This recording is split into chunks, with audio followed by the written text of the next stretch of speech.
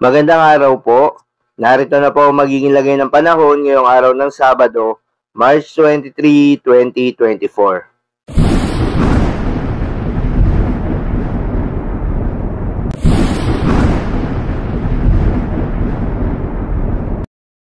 Sa kasalukuyan nga at ayon sa pag-asa, tuluyan na ngang humina itong northeast monsoon o hanging amihan at hindi na nakakaapekto sa anumang bahagi ng ating bansa. Sa ngayon nga ay easterlies o yung mainit na hangin galing sa karagatang Pasipiko ang nakakaapekto sa buong bahagi ng ating kapuluan.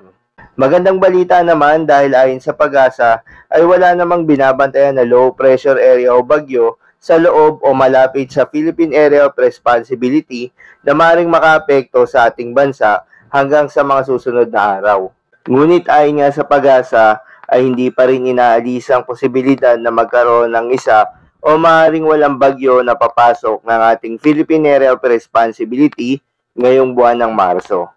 Para naman sa lagay ng panahon ngayong araw ng Sabado dito sa Luzon, dahil wala na ngang epekto itong northeast monsoon o hanging amihan, asahan sa Metro Manila at nalalabing bahagi ng Luzon ang maganda at maaliwalas na panahon, lalo na sa umaga hanggang sa tanghali. Pero pagsapit ng hapon at gabi, posible ang mga isolated o yung pulupulong pag-ulan, dulot ito ng easterlies. Para naman sa Visayas at Mindanao, asahan rin sa buong Kabisayaan at buong bahagi ng Mindanao ang maganda at maliwalas na panahon, lalo na sa umaga hanggang sa tanghali. At pagsapit nga rin ng hapon at gabi, mataas ang tsansa ng mga pulupulong mga pag-ulan, pagkidlat at pagkulog. Dulot pa rin yan ng easterlies.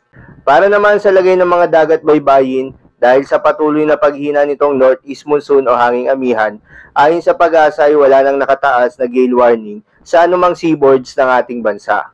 Ngunit inaasahan pa rin ang posibilidad na katamtaman hanggang sa kung minsan ay malakas na mga pag-alon, particular na sa may extreme northern Luzon at sa may silangang bahagi ng ating bansa.